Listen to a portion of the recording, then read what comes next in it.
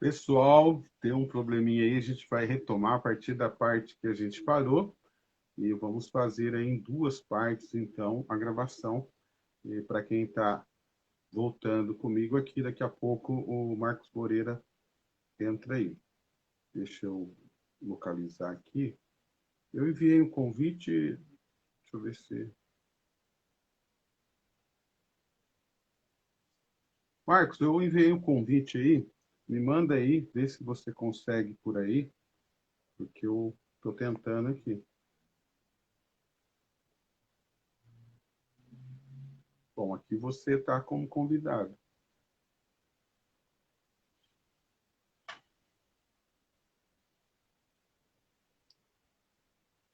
Deixa eu localizar ele aqui. Vamos de novo. Mais uma vez aí. Pessoal, o Marcos já está voltando aí. Aê! Que agora a tendência é não cair mais, né? Pelo Só menos é o cai que a uma gente... vez. É, meia hora. Eu já deixei lá para arrumar a primeira parte, tá bom, pessoal? Aham. Então, tá acompanhando e estiver assistindo, por exemplo, a gravação, já sabe que tem a primeira parte, enfim, vai estar anotado lá. Eu estava falando do desgaste, né? A Uhum. questão mental do atendimento e o tanto que, tipo, desculpa a expressão, mas eu costumo usar Uhum. os discentes aí das turmas vão lembrar, que parece curva de rio, muitas vezes, né? Porque vai pegar, vai tudo se acumular ali e vai explodir se não tiver um cuidado aí com essa questão da própria mente, aí, esse cuidado. É lógico que como que fica a situação de alguém que atende, por exemplo, no confessionário? Lógico que pode esticar também para você, enquanto psicólogo clínico aí, Uhum. né? E você já citou professores, etc. Mas Uhum. como a live fala de pecados capitais e os pecados vão parar no confessionário, é bem, né, estar a par de Sim. quem está lá também recebe toda uma carga aí, né? E um detalhe, antes Sim. de passar para você, eu estava lendo um autor, eu não vou lembrar, mas achei muito interessante quando você trabalhou na primeira parte, né? Uhum. Então, para quem está acompanhando aí, na primeira parte vai ter uma primeira parte para quem está entrando aí.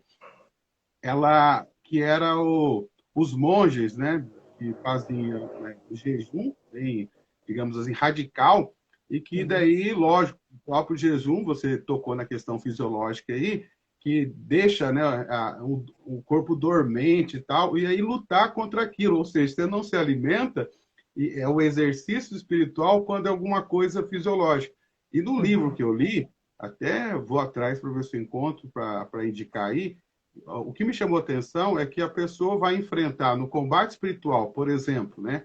Nesse livro eu explicava, no deserto vai enfrentar o demônio, essa é o que é Sim. trabalhado ali, ele faz jejum. E ele fortalece porque ele não sente medo. Mas não é que ele não sente medo do demônio porque ele faz o jejum e fortalece. Essa é a leitura espiritual. Pode ser que entenda ou interprete assim. Mas é que como ele reduz o corpo fisiologicamente, ele já não vai ter uma reação agressiva, porque ele não tem força de ataque, então o mecanismo psicológico já funciona.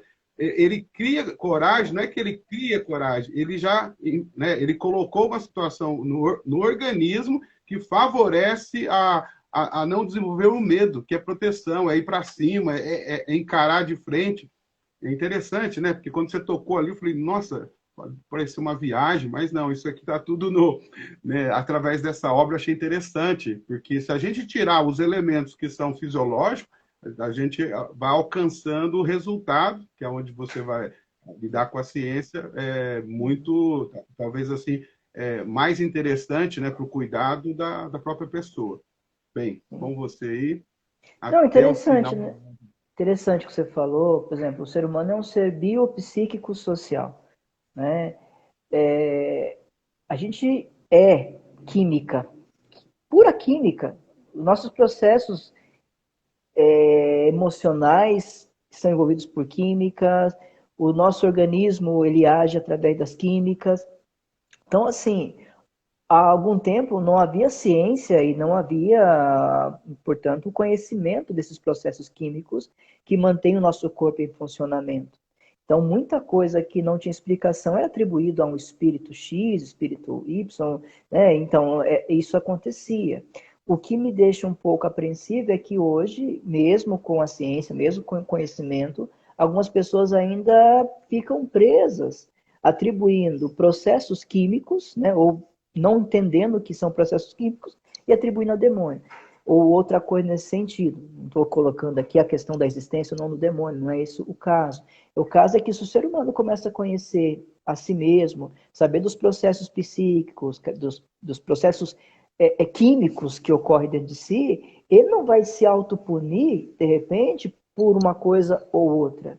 Né? Então, vamos pensar assim, até a gente... vamos pensar a serotonina e outras químicas que são produzidas nos neurotransmissores e que dão a gente esse bem-estar.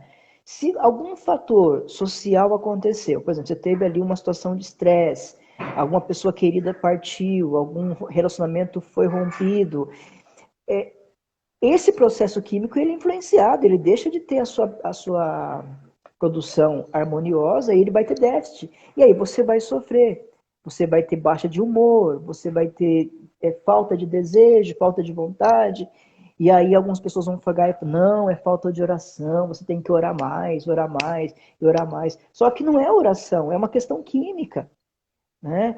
Vamos colocar assim, tem pessoas que sofrem por ter uma libido muito alta. Né? Vamos dizer, o cara, o rapaz, a moça ou a mulher tem uma libido muito alta e ele quer ter sexo, viver a relação sexual muitas vezes. Né? O outro tem uma libido baixa. Tudo é processo químico. E aí vamos pensar assim, às vezes o jovem, por exemplo, adolescente, e está ali na masturbação, ou que ele sai para um lugar, outra quer ter várias relações, e ele não dá conta, e ele não consegue entender por quê, e aí vem demônio, é o diabo. Não, a pessoa tem que ver o que está acontecendo. O que está acontecendo, o que está desequilibrando essa química que produz a libido. Então, assim, uma série de coisas que são do organismo, que a gente precisa enxergar como sendo do organismo e não atribuindo ao diabo, ou a isso ou aquilo. É preciso conhecer. Você falava aí dos monges, eu me lembrei de um livro do Anselmo Green, né? O Céu Começa em Você. Né? E ele fala muito sobre isso, que os padres do deserto, alguns deles, tinham uma espiritualidade do alto. O que seria uma espiritualidade do alto? Seria, então, eu chego aqui para vocês e falo, olha, para você ser santo, você tem que fazer isso, isso, isso, isso, isso.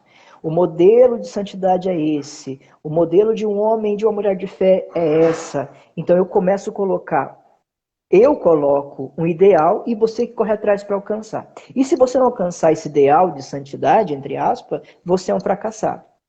Você é um derrotado e você é culpado porque você não fez por onde.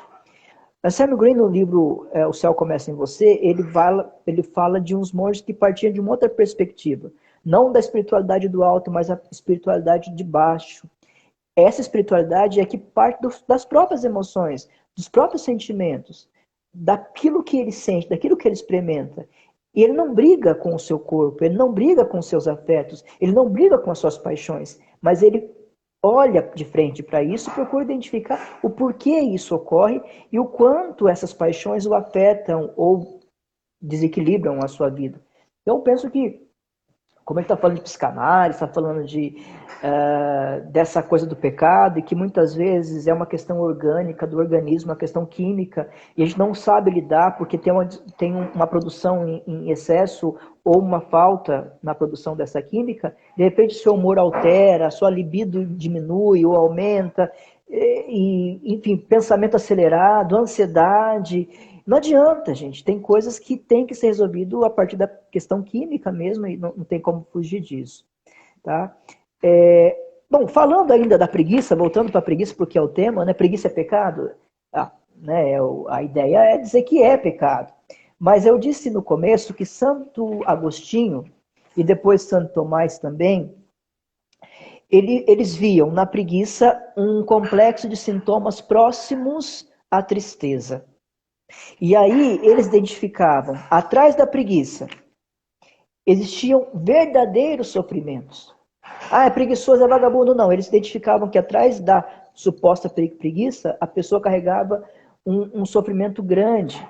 E aí ele aponta alguns sofrimentos que a pessoa carregava dentro de si, que aparentemente era preguiça, mas ali tinha ali uma tristeza. Ele fala de uma apatia, né? A pessoa tinha uma apatia na alma, uma ausência de prazer, nada dava prazer para essas pessoas, um excesso de autoagressividade, então a pessoa mesmo se agride, ou sabe aquela coisa, eu vou comer demais, vai fazer mal, mas eu vou comer. Eu sei que tal coisa me faz mal, mas eu vou fazer. Então seria uma autoagressão, porque a pessoa não tem energia para mudar a situação. Ela até pensa em mudar, quer mudar, mas ela não tem energia no próprio corpo. E aí voltamos a falar das questões químicas que o corpo, né, nós temos. E ele fala também da falta de coragem para agir. A pessoa não tem coragem para agir, não consegue agir e passa muito tempo divagando mentalmente, né? E isso é uma característica. A pessoa não consegue agir e ela gasta muito tempo pensando o que ela vai fazer. Eu vou fazer isso, fazer isso, fazer isso, mas ela não consegue ter iniciativa. Quando chega próximo de tomar a iniciativa, ela não tem força, não tem energia. Então, Santo Agostinho já identificava que atrás da suposta preguiça havia um sofrimento, havia uma tristeza. E aí, quando a gente começa a olhar isso e começa a entender a depressão, olhar para a depressão, será que essas pessoas que nós taxamos de preguiçosas, por uma questão moral, né, uma conduta imoral, seria ser preguiçoso, será que atrás disso não tem uma questão química que está faltando ali?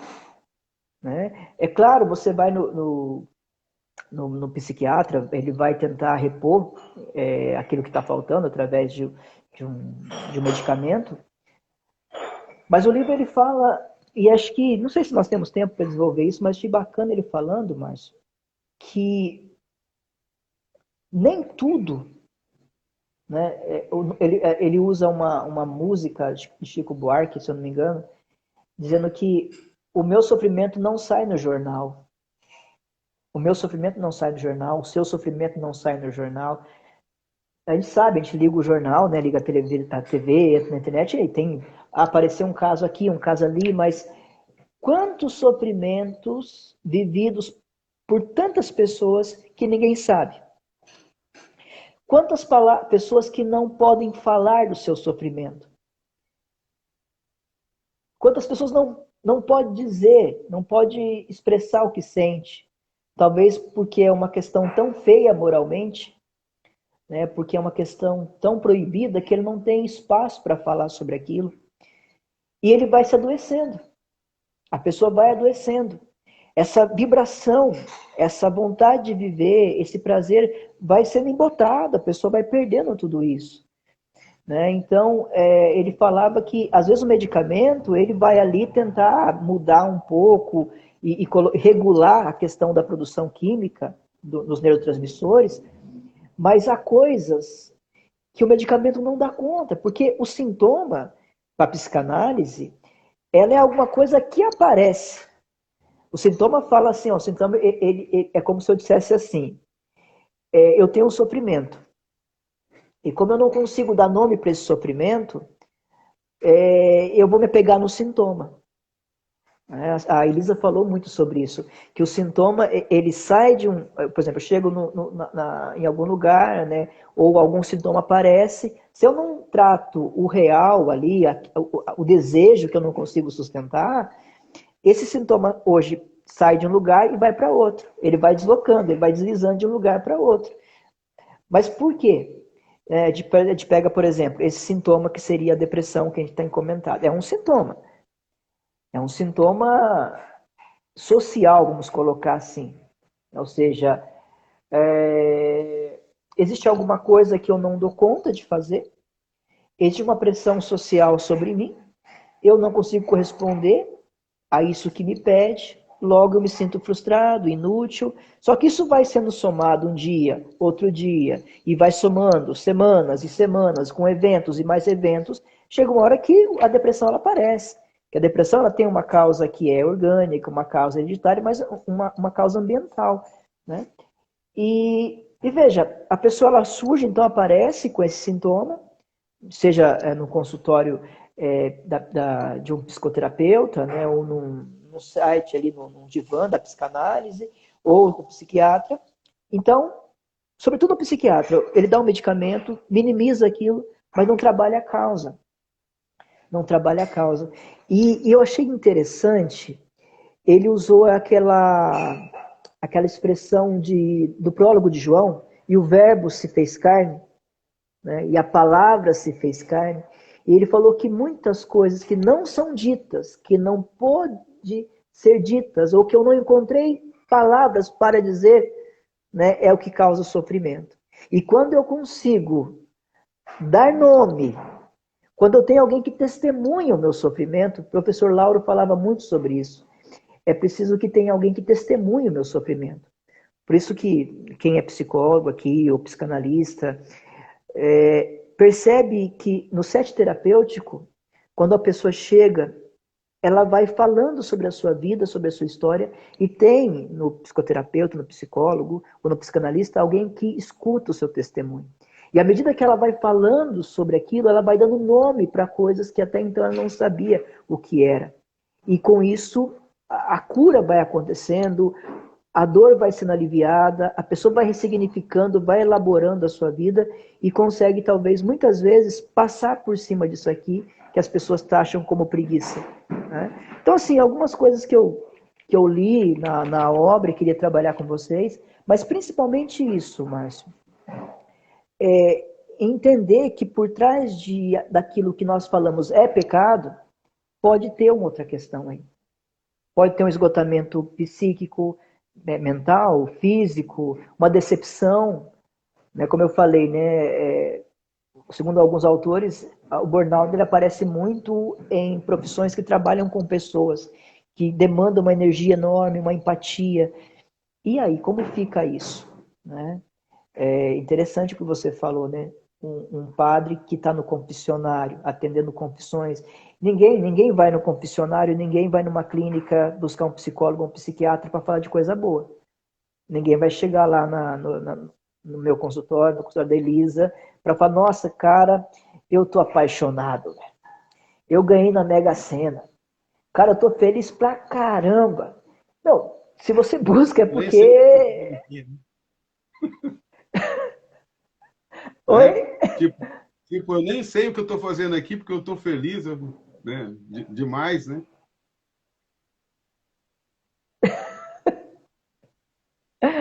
Então, seria isso, Márcio, que eu queria trabalhar um pouquinho com vocês hoje, propor isso e deixar aberto para perguntas. Acho que a gente pode até abrir para perguntas e, sei lá, conversar sobre alguma coisa. Observa as perguntas aí. Eu estou de olho aqui, na verdade foram mais contribuições, o pessoal perguntando, né? Não Uhum, especificamente nenhuma pergunta, né? Aliás, tem uma pergunta aqui, que é a da Elisa, né? Que fala a respeito do consultório, né? Qual seria o papel de cada um deles enquanto lugar de promoção ou de facilitação? E o autor uhum, justamente vai trabalhar no último capítulo. E foi bom uhum, a Elisa colocar isso, e já encaminhando aí, né, para o final da live, que é o seguinte, o autor, né, ele uhum, descreve, ele citou João, eu como gosto um pouco uhum, dessa área bíblica aí, ele também citou a tentação, né, o sofrimento lá de Jesus a caminho do Calvário, o Getsemane. E é uhum, interessante que ele usou uma expressão que ele tomou cuidado, né? Ele colocou entre aspas, né? Mas ele colocou assim: Jesus deixou, entre aspas, de ser Deus. Achei muito interessante uhum, porque daí ele faz o resgate. Por quê? Porque ele assumiu o plenamente humano. E isso, uhum, eu estou colocando isso porque quando a gente olha no último capítulo, ele vai tratar disso, a Elisa colocou aí, eu estou tocando nesse assunto, que vai provocar uma próxima live, com certeza, porque o último capítulo realmente eu vejo que ele tem que fechar, né? A gente tem que fechar com ele, uhum, então a gente já vai pensar, depois da uhum, live com a Zenilda Lua, que é Poesia e Psicanálise, né, que será a uhum, próxima live, a gente vai pensar juntos, né? A gente vai pensar sobre isso. Mas eu queria pegar uma parte, quando o Ansel Green, né, que ele faz uma abordagem analítica, né, da psicologia analítica de Jung, porque ele é teólogo, Sim, mas também ele usa disso, junguiano. Uhum. o que nos ajuda, assim, nos colocar algo em comum, que ambos, né, temos a formação aí, tanto, aliás, você tem mais a psicologia, mas também, junto com você na teologia, quando você coloca lá os monges, né, numa espiritualidade do alto e uma espiritualidade de baixo, esse é o ponto, é que quando o autor ele fala à luz da psicanálise, ele está falando como a psicanálise vê o pecado, que não é como a religião vê e apresenta. Agora, por que eu estou pontuando? Não é como o teólogo vê também. Porque nós temos teólogos alinhados a uma perspectiva que seria essa espiritualidade do alto e teólogos alinhados com uma espiritualidade de baixo. O que eu identifico, acho que você percebeu, o autor mesmo, ele também se coloca numa linha teológica que seria essa perspectiva do olhar a partir de baixo. E isso é importante falar, porque senão a gente acha que todo teólogo pensa sobre o pecado e reflete do mesmo modo. Isso não é verdade. Uhum. Talvez até para Sim. fazer o diálogo, chamar para o diálogo e a conversa uma área como a psicanálise, a gente já deduz que esse teólogo é mais alinhado a uma perspectiva a partir de baixo, do humano, né? Uhum. Dessa realidade que você tocou lá das próprias emoções, está para além do que, né? Não vem simplesmente de fora. E que você colocou muito bem que aquela, vou colocar desse modo, né? Talvez Sim. seja mais direto, não, Uhum. nós na espiritualidade do alto, a gente pode ser levado a atacar sempre o mal fora. As trevas do demônio é Uhum. sempre o outro, que está fora. Mas nesta outra, a gente tem que encarar os próprios demônios, se é que vocês me entenderam a expressão, as trevas que estão dentro. E aí é o processo, né, dessa, diria, ascese que é contrária. Não é você mortificar o corpo, mas a partir do momento que você começa a enxergar, e aí você tem que lidar com aquilo que está lá dentro, né? Em você, que te constitui, é mais do que Sim, simplesmente. sim. Eu quero terminar agradecendo, vou, né, passar para você, encerrar como toda live, mas É. agradecer a você por, né, aceitar e ajudar a planejar, a Elisa Caetano, que está aí acompanhando todas as lives, a Patrícia Costa, que também que esteve com a gente, o Jorge, né, Jorge Rudá, a galera que somou aqui e que provavelmente a gente vai poder contar mais para frente. Mas agradecer, em primeiro lugar até, ao pessoal, né, que nos acompanhou. A galera realmente acompanhou. Com a queda, voltaram. A gente está aí com 24 pessoas ali firmes. Por quê? Porque, de fato, né, isso eu acredito, e pelo retorno que estou tendo nas redes, tem Sim. oferecido aí um retorno positivo, está ajudando, servindo, e já cumprimos um papel muito importante, que é oferecer a possibilidade de um outro olhar. E agradeço mesmo, gostei de participar, porque eu fiquei aqui na mediação e bebendo mais do que qualquer coisa, mas como foi rica, né? Foram ricas. Você me provocava, e ninguém estava sabendo, agora eu vou jogar no ventilador, é que a gente não pode parar, né? A Elisa deve estar rindo na casa dela agora, mas ela também falava, não, você está ali enquanto mediador, continua, para que parar? Ela falou de outro modo, mas é real. Convidar as pessoas para continuar e manter aí. E eu gostei Uhum. da ideia, incentivado por vocês, então não pretendo parar. Então, aquela conversa da semana, ela já sofreu uma mudança. Eu diria que o calor voltou, se for comparar com a preguiça, né? E para quem é mais ligado aí à própria igreja, o cristianismo, a chama do Espírito, que nada mais é que, de verdade, na compreensão teológica, o que nos dá dinamismo, movimento, que Uhum. tira Sim. da apatia, né? Então, é contrário. Eu creio que por aí a gente pode dar continuidade. Entrego para você,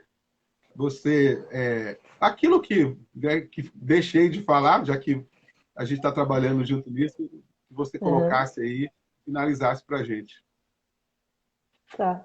Pessoal, então, assim, de verdade, cara, foi desafiador, sabe? Porque eu não tenho pós-graduação, não tenho um estudo profundo em psicanálise, tive que estudar bastante. Eu sou psicólogo, a gente estuda psicanálise na faculdade, mas eu tive que aprofundar para dar conta de trazer alguns conteúdos, né? Então, foi desafiador, mas foi assim, para mim, quando as coisas são desafiadoras, elas são interessantes porque provocam em mim um movimento e isso é muito bom. Então, assim, agradecer de coração a presença, a companhia de todos e de todas.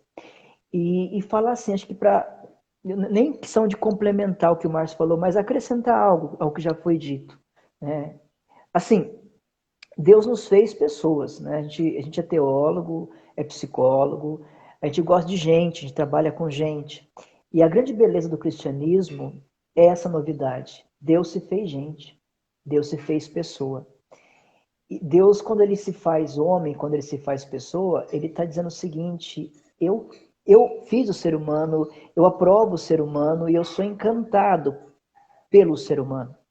E aí, quando você pensa no ser humano, e você pensa que o ser humano tem dentro de si toda essa ambiguidade toda, luzes, trevas, tem fraquezas, tem forças, né? Esses processos químicos, essas paixões. Quem criou tudo isso foi Deus. É Deus que criou tudo isso. Então, se isso está em nós, se isso se faz presente em nós, como seria e como é interessante, como é necessário para que a gente busque essa integração, esse crescimento, essa maturidade enquanto ser humano, esse equilíbrio enquanto ser humano, o autoconhecimento. O autoconhecimento é fundamental, porque se você procura se conhecer, conhecer as suas luzes, suas trevas, suas fraquezas, suas forças, você não se torna refém de nada disso, você consegue integrar a sua vida a todas essas realidades e você não responsabiliza outros, seja demônios, seja outras pessoas, por aquilo que você vive. E quando você assume o protagonismo da sua história, você é muito mais feliz, muito mais realizado, muito mais pleno. Então, assim, gente, o que a gente tem feito aqui, ou fizemos e vamos continuar fazendo, é provocar em vocês o desejo de buscar o autoconhecimento, seja através do estudo, seja através de uma terapia, de uma análise, não importa. O importante é que, à medida que eu me conheço e não nego o que sou, porque o que você é criação, você é criação de Deus, não tem nada de errado em você. Ah, mas eu penso errado, eu penso. Você está em você, pronto, trabalha isso. E seja feliz com isso. E seja uma pessoa bem resolvida, porque pessoa bem resolvida não enche o saco. Né? Pessoa bem resolvida só faz bem para si mesmo e bem para os outros. Tá bom? De coração, muito obrigado. Shalom, um abraço aí e até a próxima, né, Márcio? Então, Tchau. tchau, tchau. Falho. Eu vou Shalom. falar, porque eu não posso esquecer. O Marcos, ele fez, completando, entre aspas, mas completando e aprofundando um pouco a temática, quando você tocou de leve, né, sobre, né, a depressão, eu queria indicar mesmo, o pessoal, o Marcos, ele gravou junto com o irmão dele, falei no começo, foi na outra parte, mas ele gravou e está gravado lá um conteúdo muito bom falando sobre a depressão. Então, quando você quiser olhar mais por esse lado humano, é a quarta-feira, são as lives que o Marcos grava ali. Para quem quiser olhar a partir da teologia, ou está ligado à religião, nós estamos aí também com lives aos sábados, né? 21 horas, a gente sempre está conversando com alguém ali, mais da área da teologia. Então, é isso aí. Mas dá compartilhar, divulgar, ajudar aí. Quanto mais pessoas, né, tiverem esse acesso a essa área, esse conhecimento, menos pessoas para encher o saco, como diz o Marcos aí. Né? Fiquem bem, shalom, tchau, tchau. Shalom. Tchau, tchau.